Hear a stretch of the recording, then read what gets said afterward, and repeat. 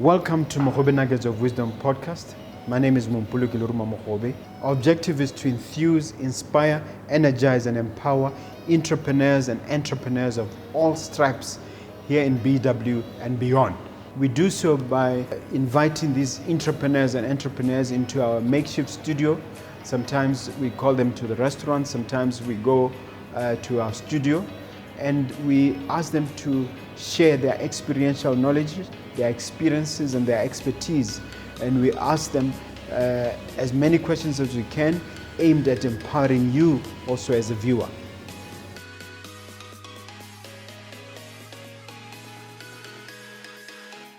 Hello dear viewer, dear listener, happy new year. This is actually the first show we've had in 2022.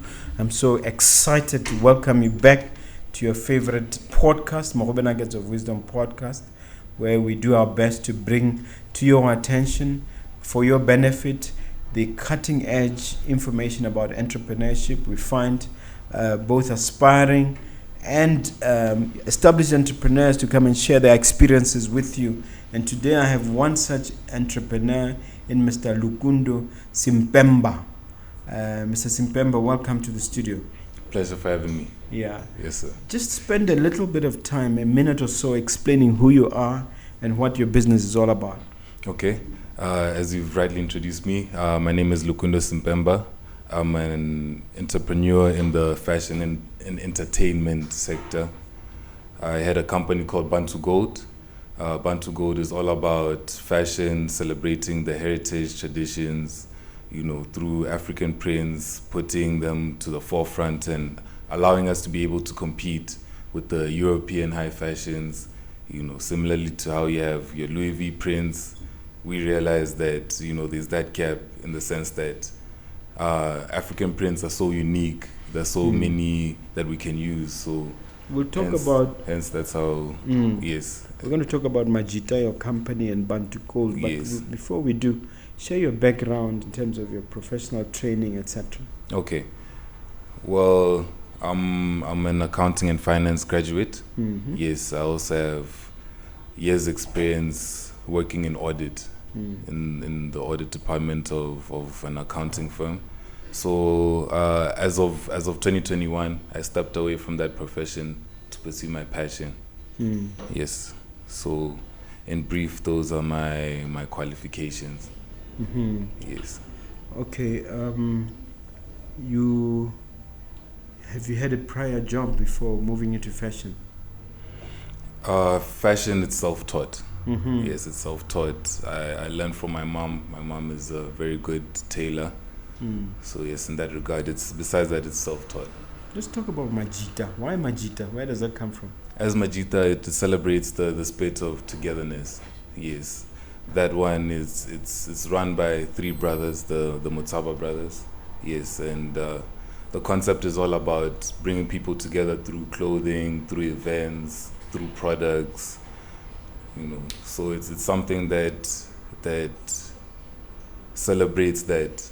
Okay. Yes. How did you get into contact with the Motsebe brothers? Through mutual contacts. We're friends before even either of us had founded our companies. So are you part of their company yourself, Majita? We have a joint venture with Bantu Gold and As Majitas. Oh. Yes. But as of recent, we've also formed an umbrella entity to make it one. That one is entitled Ubunye. Okay. Yes. And Bantu Gold? Yes, Bantu Gold. It was founded last quarter of 2020. Yes. Okay. Why the name Bantu and Gold? Well, it stems from the Bantu people. I did a lot of research, also just word of mouth tales that I heard from my grandparents and great grandparents of how the Bantu migrants migrated all around Africa, taking their skills, taking their resources, sharing them with each other. Hence the name, the Bantu side of the name. And then the gold, it stems from the saying, everything you touch turns to gold. So hence, that's what the company aims to do. It aims to touch as many sectors, as many products, as many people, and leave a gold imprint wherever it goes. Okay. Yes. Why did you choose events specifically? And how did your company end up being involved in events? The event side of thing, that's where the As Majita collaboration really came into play, because we were sitting down one day and we decided to plan a pop-up event. It was meant to be something small, intimate, where we showcase our new designs, have some of our loyal customers come and attend.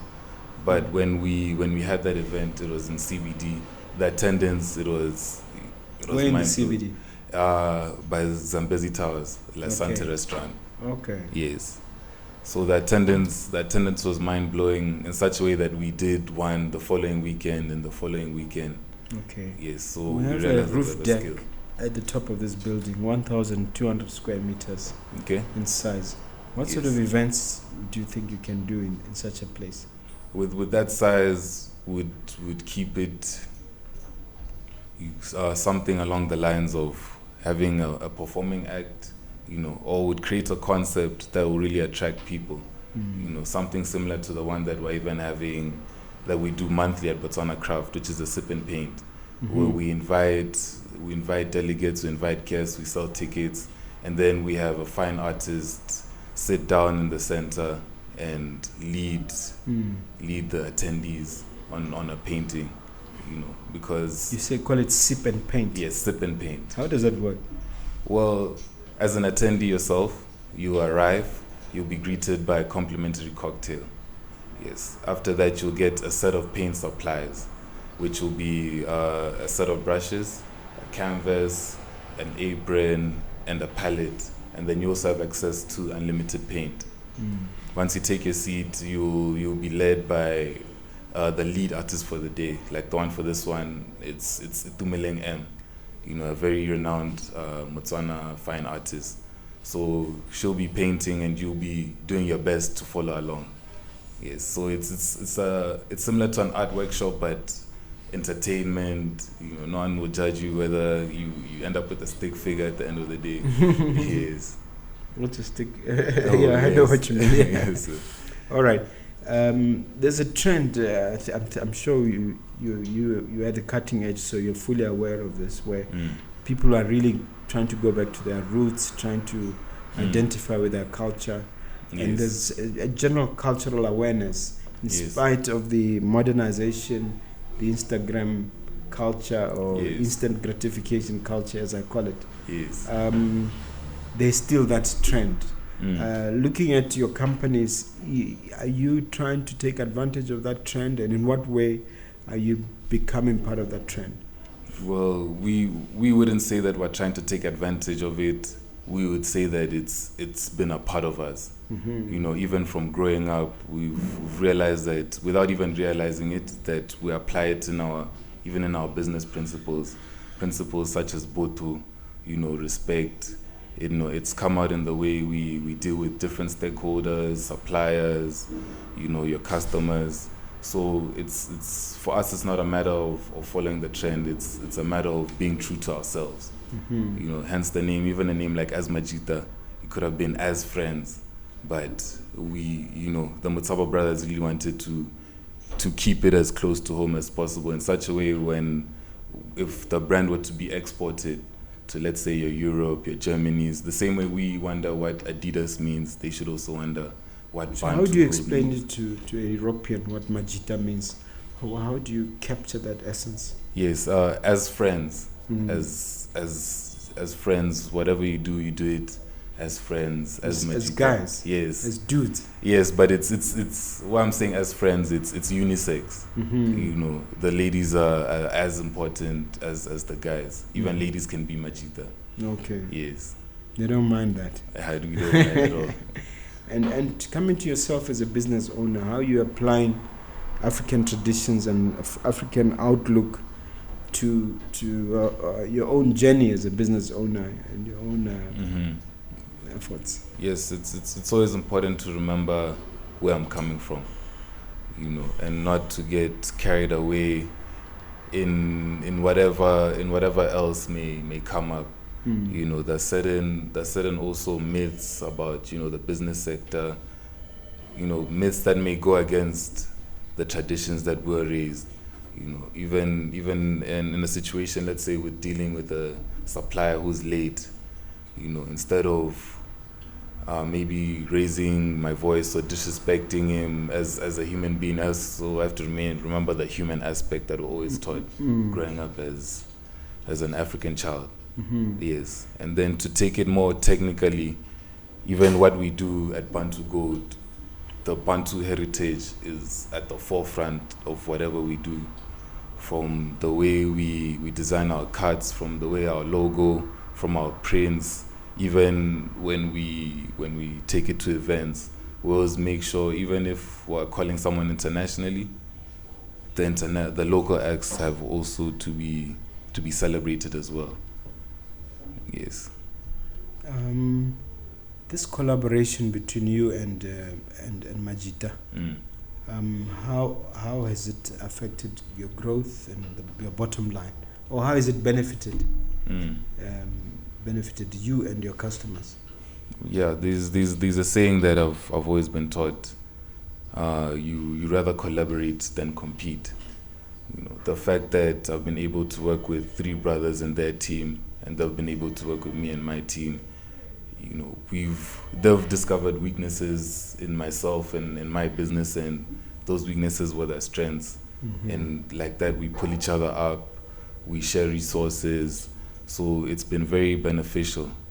It's a good example I can give is the As Majitas Bantu Gold festival that we held 29th of October, the first major festival after the president allowed festivals to come back. After the end of the state of public emergency. Yes, sir. So, it was quite big. Sometimes I look back to say, if I were to try something like that alone, there was no way that it would even come to surface. There? I don't know if I'm privy to what happened. Well, that festival. So there's a new genre that's really taking over not over only Africa but the world. It's called Amapiano. So we called 6 of the biggest new Amapiano acts. They go by the names of As Majitas. Yes, Zuma. There's nothing to do with the former president. No. it's As Majitas, Zuma, Basta 929, Kupapabi, Mgiftos SA, and Dlala Tukzin. Yes. What about this woman who jumps a lot? Makazi. What about her? Yes, she's quite big, but that was we wanted to make sure we get the aspect of the Amapiano genre, because that was very important to us, because the genre mirrored our companies and the fact that it bloomed during the COVID-19 pandemic. So we felt. So how many people came to that?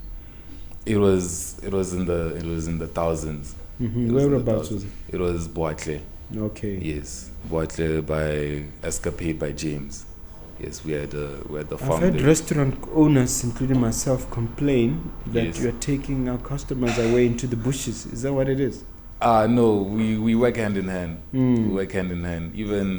Even when the artists came, we were working with different restaurants to do meet and greets there. Because the important thing, especially with this festival, we had 6 international acts and then we had over 20 local acts. And we wanted to make sure that there was that interaction. We didn't separate the internationals from the locals. So even same when they come, they may have their millions of followers. We make sure that they also, touch different local areas to say, okay, now, for example, now I'm at Normani's Kitchen, things like that. I'm told that sometimes it's tough to get these South African acts here, because not only do you have to pay them the full amount in advance, but you have to pay for their hotel and other expenses and flights, and sometimes they don't show up. How do you maneuver those challenges? It's faith. It's faith. I mean, dealing with a human being, there'll always be something that could go wrong, So we try our best to maintain healthy relationships with the artists and the managers. So these artists, they take themselves as stars and they want to be treated as such. So when some of them are divas. Yes, they can be, but every human being has their negatives and their positives, and there's always a way you can deal with them. So if for example, an artist will have, because in a contract they state what they call a rider. So they'll say, okay, for my rider, I'll need 4 platters of food. Per every meal, I'll need this certain number of drinks. But most of the time when they get here, they don't even follow that contract. They exceed, which is even more costly on your pockets as an organizer. You know, but you always have to be in communication with them, let them understand the human aspect from it, to say that, okay, as much as you're here, you're a star, I really respect your craft, but I'm also here to make profit from this event so that we can do more going forward. Do some of them not make ridiculous demands like, I want a hotel room all painted black or something? The most ridiculous demand I would say I've come across is, I want 5-star only, and then now running around to find something similar. But even in that case, even I give kudos to the As Majita brothers. They have that, even with the spirit of togetherness, they really know how to be hospitable. So I remember that time we really had to sit them down and say, this is what's what. I mean, it's a very decent place, so bear with us. So you convince them, eh? Yes, we convince them. Sometimes you just have to sit them down and talk, because when you're booking them, especially booking them as an international organizer, there's that assumption that we're swimming in funds. So sometimes they even make ridiculous demands that they will never make to a South African promoter, even in terms of their fee. What do you mean? They have certain, because I stay in contact with promoters from not only Botswana but all around SADC. So we'll be communicating to say that, okay, I managed to get this artist for let's say 12,000, but my friend in Zimbabwe, they're charging him 70,000 rands. So they have, sometimes they price according to who's talking and where they're coming from. They have this assumption that the Zimbabweans, they're using dollars, so they can charge them higher. They have this assumption that, okay, want to be booked in Botswana, the fact that we're being called to Botswana, they're needed, so we can charge them higher. Then, because the truth of the matter is, especially the South African acts, to us the international acts, but in South Africa the local acts. So there's that aspect. It's also to go to a saying that my mom always used to say in the Bible: a prophet is without honor at his own home. Yes, exactly. So it's also a reverse how they negotiate like that. Okay, let's talk about the bottom line. How do you really make money with these things? With the events? Yes. Okay, so with events, your main revenue stream will be bottom line, will be ticket sales. Ticket sales. Yes, you want to push as many ticket sales as you possibly can. In advance. Yes, in advance, because those you can help to cover some external abnormalities, if I were to say. Like, for example, an artist changing last minute to say, I'm not coming by road, I'm coming by flight. And then you have to follow suit. So you want to push as many ticket sales, and we do that by getting creative with how we do it. As the fact that we're the core of our business is clothing brands, we can make a ticket package to say, okay, buy a ticket to this event, you get a t-shirt for free. Knowing that we've costed it in such a way that we'll still have a good margin. Also doing things like student deals to say, okay, if you come with a UB card or a BAC student card, you get your ticket at a discount. So ticket sales are the main ones. If you have good ticket sales, you're almost there. And then I would say the other cherries on top of the cake will now be, for example, if you're doing your big festivals, it'll be your stalls. What are those? You sell, for example, we could sell a catering stall to Nomani's Kitchen, to say that, okay, we agree on a price. Now you are able to come and set up catering at the festival, knowing that it's a night where maybe 5,000 people will be in attendance. So you get to experience more sales because everybody is packed in one area. So those are the stall sales. But it's not something that you can really, really depend on, because it goes hand in hand with the ticket sales. Also, you as a business owner or that owns a restaurant, you'll be watching the sales or watching the talk in the city to say, okay, it looks like there'll be people in attendance, so I'll definitely get my ROI. I'll get good return on investment if I invest in this store. So what are the pitfalls? The pitfalls, events, I've seen it as, your whole business cycle going on in one night. An overnight business cycle. So once something goes wrong, the domino effect happens so quick, and it's so vast, it can really go wrong. It's devastating. When it goes wrong, it really goes wrong. So you always have to make sure your T's are crossed and your I's are dotted. Are you able to share any of those experiences? Well, setbacks. Yes, there was one we did recently in Francistown. Because number one, we were really aiming to spread not only in Gaborone but across the whole of Botswana. So we did one in Francistown Christmas Eve. So it was going good, attendance was getting there, and then at the peak of the night, which is when most people decide, for example, if that's your local bar, they're deciding whether they're going to come to your event or go to the indoor club. We had an outdoor event at the time. At 9 p.m. at night, it started raining. Cats and dogs. Cats and dogs started raining. Now it's an outdoor event. We have to unset the stage. We have to put the sound aside. So even that had it really took a hit to our sales that day. Do you have to reimburse people? Did you cancel? No, we didn't cancel. The show had to go on. We did have a meeting. We did have a meeting to say, are we reimbursing? Are we pushing to postpone it to the next day? But we all agree that the show must go on. Taking me back to the statement of collaboration to say our strengths, we help each other. Because I can talk personally. That day I was very discouraged, saying, we've made the loss. Let's just give people our money. Let's take the next bus back to Gaborone. But the brothers told me, no, the show must go on. So did you break even or you lost money completely? It wasn't as devastating if we had cancelled, but it wasn't what we had expected. Yes. It's like in any business. Yes. The troughs and the ups, Yeah.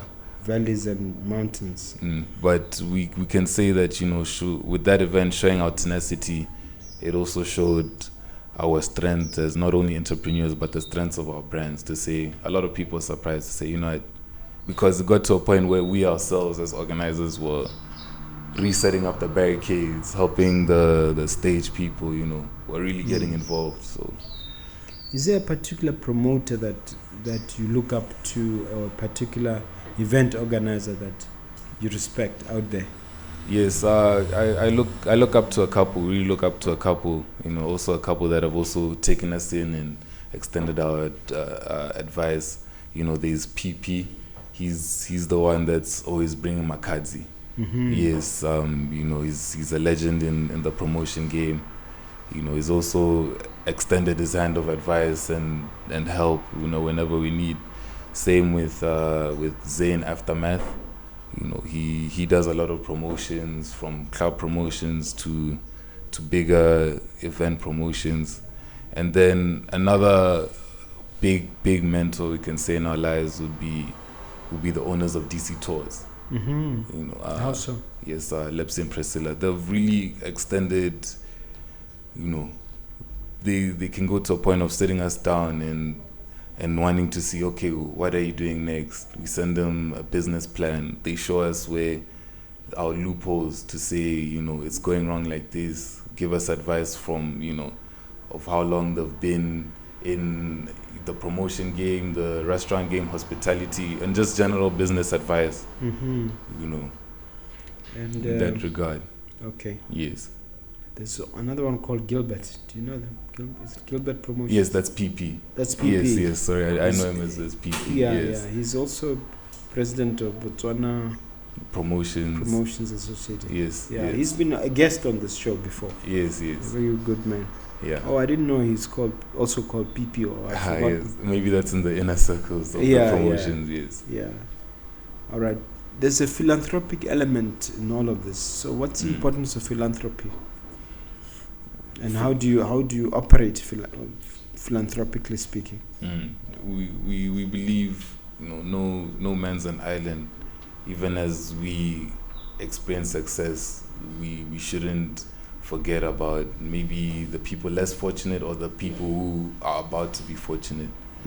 So we always try and give back, whether it's monetarily or even through service, because we've been helped so much, and we continue to be helped. We don't take anything for granted, and we want to always to be continued to be used as vessels. Yeah. That's a common prayer we say in our household, because we all stay in one house. It's a common prayer we say that God continue to use us as your vessels. Bless us so that we can bless others. Yeah, because it's scriptural, isn't it? That the reason why Abraham was blessed was so that he can be a blessing. Yes, so that he can be a blessing. You can only get if you give, that kind of thing. Yes. So you've embraced that thinking. Yes, in everything we do. And how has it worked for you? How has it benefited you specifically to do that? Well, the benefits are intangible. For example, if you give back today, we don't see it. It's different from an investment. An investment, you say, okay, I'm going to build this property, I'm going to get my money through rent. But giving back, it's intangible. The blessings that have come our way are somewhat unexplainable. Yeah. And we can only take it back to those principles of the Bible. Give and you shall get back. Pressed down, shaken together, rolling over. Yes. That sounds like some scripture there. Yes. So, to what extent does faith play a role in your life? It's number one. In this, as an entrepreneur, I believe that you have to see by faith and not by your own eyes. Okay. You have to be able to see beyond the horizon. You have to see what doesn't make sense logically. Sometimes so you have you're to a Hebrews 11 faith type of guy like me. Yes, I could say that. Hebrews 11 is where it's defined. Substance of thing not seen. Yes. And evidence of that kind of thing. Yes, yes. COVID, we're just hopefully emerging out of it. Mm-hmm. We've had Delta. I don't know what was there before Delta. Now there's Omicron. Yes. So my question to you is, how did you maneuver during the worst of COVID, and what were the challenges? The interesting thing about both the As Majita and Bantu Gold companies is that they emerged during COVID, during the heat of COVID. When we were in lockdown, to the first lockdown, when you couldn't go to work, you couldn't go to school. That's when we're sitting down thinking of new ideas, what will happen. Also looking at our families. Me personally, I remember nights thinking, how will this COVID affect? Will my mom end up being unemployed? Will my father end up being unemployed? What can I do? Even with me working in audit, what will happen? So that's when sat down and thought of a way to say, okay, you need to make product, and we need to be able to deliver that product, maneuvering through your different lockdowns and your curfews. We have to take advantage of the internet. Now digital marketing plays a key role. Sitting down, even doing the short courses on your Google Garage, fundamentals of digital marketing, finding a way to get your message out there when you're not physically able to.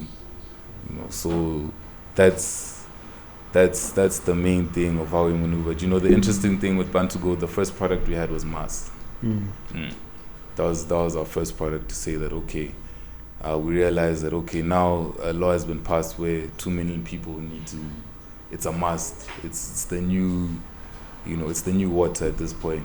So just being innovative, having to think out the box, and also knowing that lockdown could happen again. I mean, if a new variant comes that's stronger than the vaccinations we've been getting, a lockdown can happen again. And if you're solely dependent on a business model, that's away from that. Based on my own interaction with the people, yes, I would say for every person who thinks that COVID was terrible, COVID was a curse, there are two who think that it was a blessing, Yes. or somehow there's a refreshing.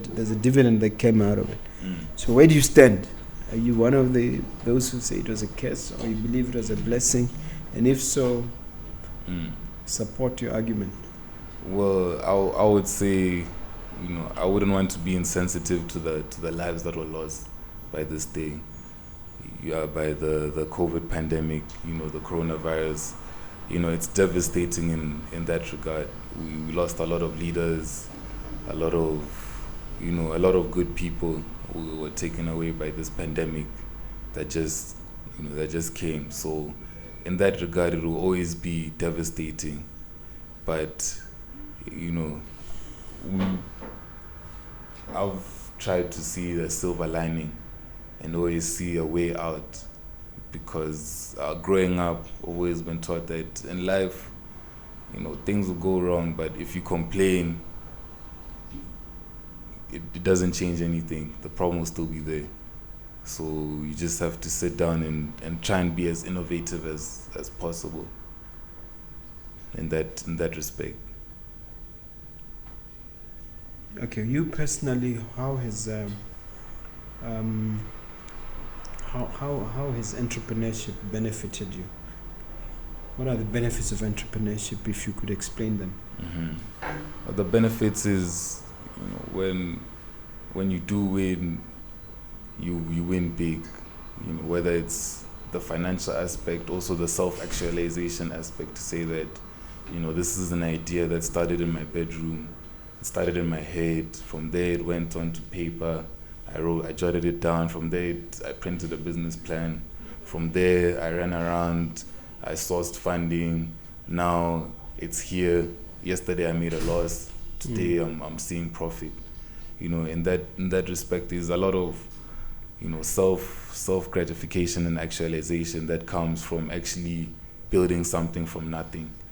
And also building opportunities for others the way others have also built opportunities for us in that respect.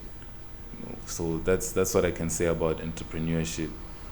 There are days it gets hard. Even in a day, there was a graph, I'll share it with you later. It was saying the day of an entrepreneur, and the graph was up, down, up, down. One day it's like, oh, I'm figuring it out. The next day it's, oh, I hate, next hour it's, hey, I hate my life. The next hour it's, okay, no, I'm better now, I'm figuring it out. So, it's that also emotional roller coaster, the thrill of it. It's also what excites me as an entrepreneur. Okay. So what can we look forward to in the short term from this collaboration, from these two companies? In the short term, as I mentioned before, we have the Sip and Paint. That's our monthly franchise. That's the baby of the collaboration right now. And that takes place every day. What day of the week? Every last Saturday of the month. Okay. Yes, every last Saturday of the month. And what does one have to do to participate? You can follow our social media pages at As Majita, _Majita, on Instagram and Facebook, as well at Bantu Gold, no space, on Instagram and Facebook. And you can just follow the flyer, contact the number of the flyer, or feel free to send us a message. Can't you just turn up? Oh yes, you can just turn up. At 29th January, Botswana Craft. At Botswana Craft. Yes, okay. that's the first installment. And how much you have to pay to be there? It's 250. Okay. Yes, inclusive of all the art suppliers. What other short-term activities are there? Bantu Gold will be showcasing at Fashion Without Borders, Johannesburg. Okay. Yes, that will be at the end of March. What exactly will be happening there? We'll be showcasing our latest collection. Okay. Yes, so it's a fashion festival. Different designers are coming from as far as France to come and showcase their work.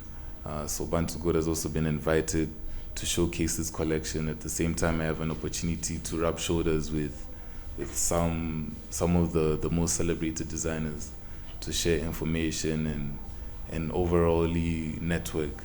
Okay. Yeah, so I managed to showcase at the one that was held in Botswana.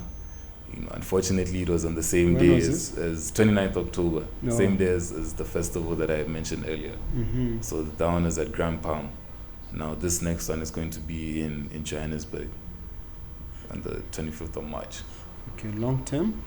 Long term, we aim to master what we've been doing.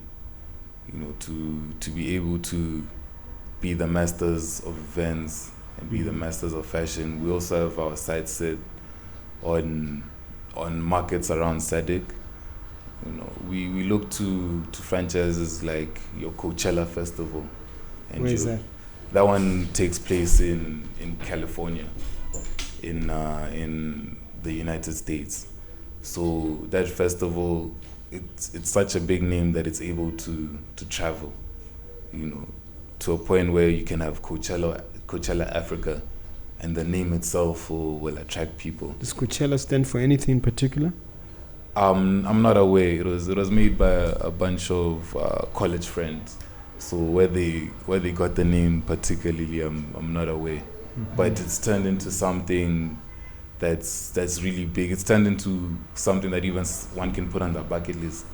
That I can't leave Earth without attending Coachella. Yeah, so that's what we aim to build, to have a franchise. What happens at the Coachella? I mean, how many people come? Just paint the picture. So at Coachella, they average 50,000 to 100,000 attendees. They have a ranch, so a farm in California where it's just vast space. So people buy tickets. That one you have to buy tickets in advance because they do sell out. The chances of getting them at the gate are very slim. And then you attend. It's a 3-day festival. So Friday, Saturday, Sunday. And then each night has a different lineup of acts. Maybe Friday night you have Drake, Saturday night you have Post Malone, Sunday you have Justin Bieber. So you buy a weekend-long ticket, you get there, you're able to camp, you're able to bring your camping chair. It's like being removed from your day-to-day life for a good weekend. So a whole experience, a whole weekend-long experience.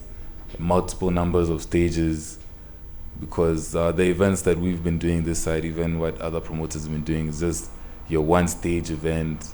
Everybody flocks to that stage. At something like a Coachella, you have different stages for different genres. There's a stage that's just playing electronic music. There's a stage that's just playing hip-hop music. And then when it gets to a certain time to the day, that's when they turn to the main stage. So does your ticket enable you to pick and choose, or one ticket covers them all? One ticket covers everything. Is it not expensive? It's expensive. It's subjective to how you see it. Because let's say if the standard ticket price is $500, of course if it's out of your income bracket, then it's out of your income bracket. But if you do have that $500 to spare, the experience that you'll gain out of it, you find that it's something that money can't even buy. So that's As Bantu Gold and As Majita. That's what we really want to create. It's like a once in a lifetime experience. Yes, a once in a lifetime experience. Can you recreate Coachella in Africa? That's the aim. That's the aim. It will take time. It'll also take more help and more interactions with people in our field, and also people who have an entrepreneurship. But is it proprietary, this Coachella? Is it owned by someone? Yes, it's owned by. I'm not sure about the name, but it's a team of guys who own it. Yes, so the first Coachella, I remember I was watching that documentary. The first Coachella that they did, they lost a lot of money at the time, but they kept on going. Eventually, investors came on, and now it's something that's very, very, very profitable. They all do it full time. The whole year is just centered around planning the next Coachella. As soon as one Coachella is done, they begin the preparations for the next one. It's an annual event. Do artists pay to appear, or it's one of those things where you have to pay them? You have to pay the artists. Oh, okay. And because I thought it was so popular that it elevates artists. status. They pay the artists to a point where, because that's one thing I also appreciate about them and other promoters also, even overseas, they pay the artists, they respect the art, because there's this misconception that, in this events game, it's promoters versus artists, when in actuality, promoters promote events, they promote artists as well. Okay. So let's talk a little bit about your fashion brand in terms of what did you say is a signature items for the brand, and when you're going to Joburg, what sort of items are you taking with you? Well, I take myself as a denim specialist, in the fact that I'm able to take denim and repurpose it and give it an African touch. Right now, I wish you had brought a few samples. Yes, unfortunately they sold out. They sold out end of last year. That was our collection that we had made for the first Fashion Without Borders. A full denim collection, a denim two-piece with African highlights, African print. So it was something that would be ready to wear, and still having that African touch. Yes, that would. So we're going to be doing more of that, and also expanding, touching more also on women's wear and that. Like, what do you do to the denim? We purchase the denim, like a lot of denim material, and then we have a specific cut that's unique to Bantu Gold, and how we actually piece the panels together, and then the tailors, the seamstresses put it together with African print highlighted on it. So it'll be a denim jacket like this. Then, for example, the pocket will have African print, Litesi, and then the African print will be going down the sleeves. Just making it something interesting, something that you can also wear with any outfit. Apart from the denim, what are you taking to the show in Joburg? We're also taking our bomber jackets, our jacket collection. Obama. Bomber. It's similar to your pilot jackets. Yes. Okay. So we're taking that touch because we believe in taking already things that people wear and giving it an African feel. We're not reinventing the wheel. We're just adding the Bantu Gold touch to it. Okay. Yes. So if you were to compare and contrast between events and fashion, which one is it more lucrative, or they feed on from each other?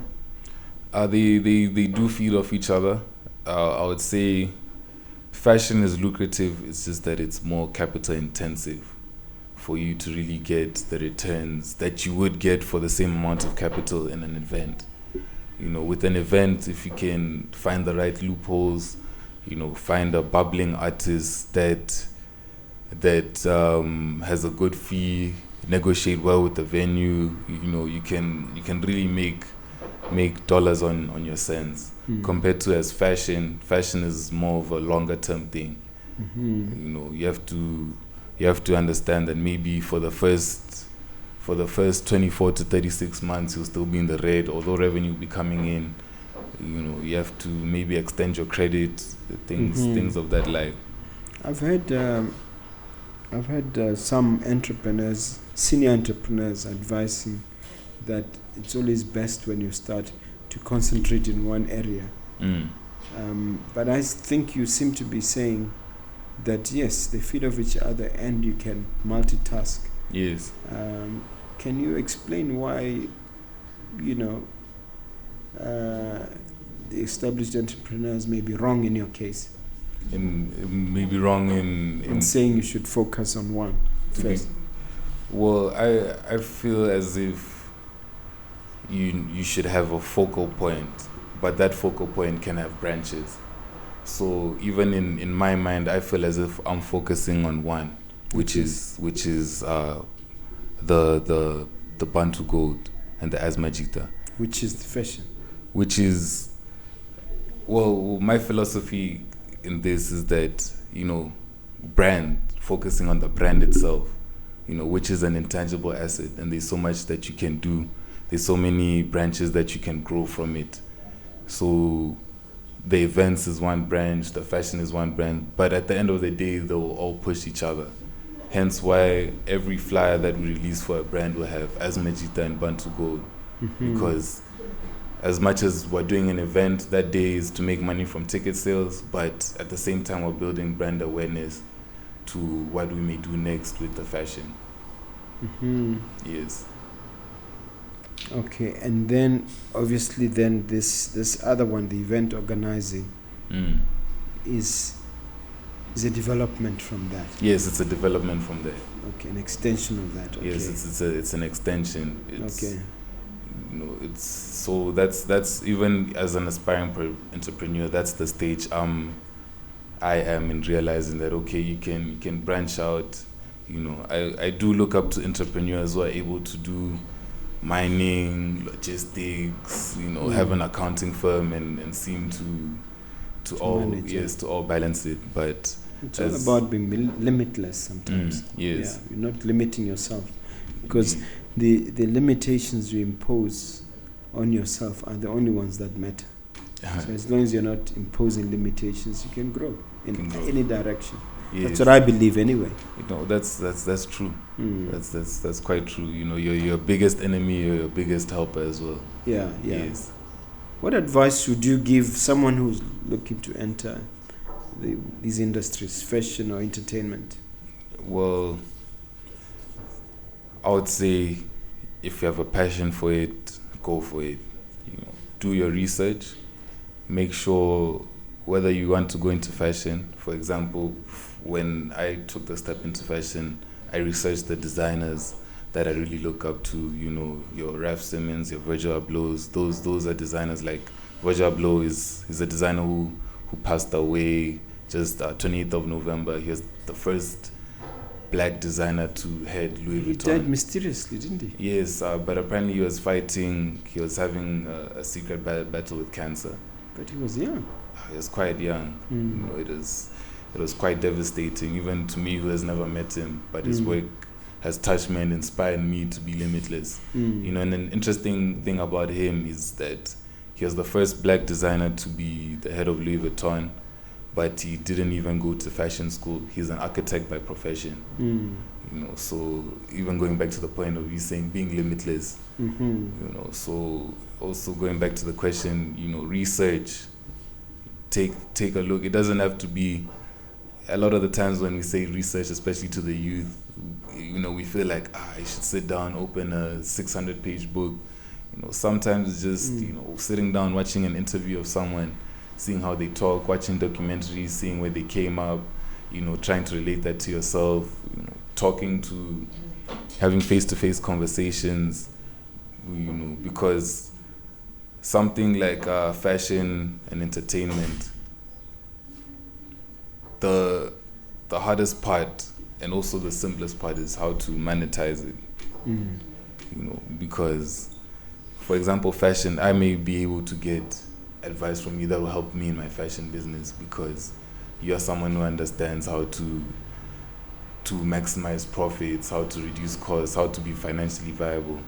So in that regard, I'll say do your research on the creative side, do your research on the business side, and then at the end of it all, make sure you execute. Don't keep the ideas in your laptop, don't keep the ideas in your head. Execute. It won't come out how you thought it would be. It may go wrong, but at least you'll learn something because at the end of the day, experience is the best teacher. Okay, so here's your chance to ask me a question, sir. Yes. What is your question? Well, my question to you is, you know, looking as yourself, I consider you as a serial entrepreneur. Oh, thank you. Yes, a serial entrepreneur, one who's very good at it, you know, one who's succeeded in an economy like Botswana, which a lot of people have reservations about, from the population to maybe issues of lack of decentralization from, you know, the capital. You know, how have you managed to sustain yourself throughout the years, and also what keeps you going, what keeps you from just, you know, hanging up and just, you know. To me, entrepreneurship is like breathing. So the idea of giving up means I should stop breathing or stop existing. Yes. So if I can be of service to the community as well as to my employees and to other stakeholders, and if I can help somebody in the process, we're active in philanthropy as well, in also investing in other entrepreneurial ventures through Angel Network Botswana. These are things that make me tap dance to the office, as it were. Yes. These are things that make me look forward to meeting people like you. Yes. So the idea of being of service and making a difference in someone's life is what keeps going, keeps me going. I've embraced the notion of what I call servant leadership, of being a servant leader, where you are leading and you're also a servant at the same time. So that's what keeps me going. That's what keeps me saying, look, let me post another video. Yes. Let me drop something on Instagram. Let me have another meeting. Yes. Let me approach somebody to add value. So those are the things that keep me going. And I happen to believe also that it's scriptural. Because the Bible says, 6 days shall ye work. So sometimes we focus on the seventh day as Adventists, where you rest. But there's a command to work for 6 days. Yes. Because there's if you look at the book of Proverbs, the book of Ecclesiastes, as a believer, you are all told that hard work bears fruit. Yes. So if you are aware of that, then you will not hold back when you have an opportunity to apply yourself. So I hope I've covered your question. Yes, definitely. From even your answer, I can see that it's more than just a financial gain. It's a passion. It's a passion for creation and doing more. Can I ask you what? If I forgot to ask you this question earlier, the crystal ball question. Yes. 10 years down the line, 10 years from now onwards, where do you see Majita and Bantu Gold? Yes. As Majita and Bantu Gold, we see them 10 years down the line as global powerhouses, global brands. Brands that can stand next or even take over from your Adidas or your Nike. We see us having full manufacturing warehouses where instead of changing our supply chain, instead of importing whatever materials we need, now we're able to make everything from scratch, take advantage of the natural resources that we're blessed with in the country and the continent, and have warehouses to produce our fashion, and then also have events that back that up, like something that can mirror the Coachella, something that people will travel for, who want to be able to export and to be able to attract tourists just from the As Majita and Bantu Gold name. Yes, sir. That sounds very interesting. Am I right in saying the most successful local brand is Kasi? All Kasi. Is it? Yes, All Kasi. I see it as the generational. There's All Kasi, and then there's your urban soul. I also look up to Morph very much in what he's done by expanding his stores and having urban soul even being worn in places like New York, and things of the like. So I'd say All Kasi would be the grandfather, and then urban soul would be like the father. And are you the grandchildren? I would like to believe so. Okay. Yes. All right. Take a look at that guest, that camera, and talk to that guest. Okay. What am I saying, guest? That viewer, and leave them with something motivational, something inspiring. Yes. Okay. I can say to the viewer sitting at home, it is possible. Whatever you're thinking of, whatever you're contemplating, whatever you may be doubting, whatever you think it is impossible, it is possible. Just execute, try your best. Do not wait for someone to help you, because at the end of the day, you are your biggest helper. Just believe in yourself and everything else will fall into place. Okay. Yes. Do you want to tell them all your contacts on social media and elsewhere? Yes. So kindly follow us on Instagram and Facebook. The handles are the same on both platforms, at As Majita, AS_Majita, MAJITA, and Bantu Gold, BANTUGOLD, no space. As Majita and Bantu Gold on all social media platforms. Recently, we've also just opened our TikTok and our YouTube to also spread more different kinds of content. So, looking forward to interacting with you on there. Okay. Yes. Thank you so much. You've been a wonderful guest. Thank you very much. You've shared so much information. I do hope that the business grows in leaps and bounds, and you achieve your objectives. Thank you so much for coming. Thank you very much for having me. All right.